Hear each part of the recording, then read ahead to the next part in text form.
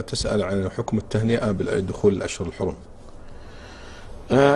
التهنئة بدخول الأشهر لا أعلم له أصلا. الأشهر كلها متساوية، شهر يعني محرم وصفر وربيع ومتساوية، فلا أعلم أصلا للتهنئة بذلك. وأيضا التهنئة بيوم الجمعة كل هذا لا أصل له.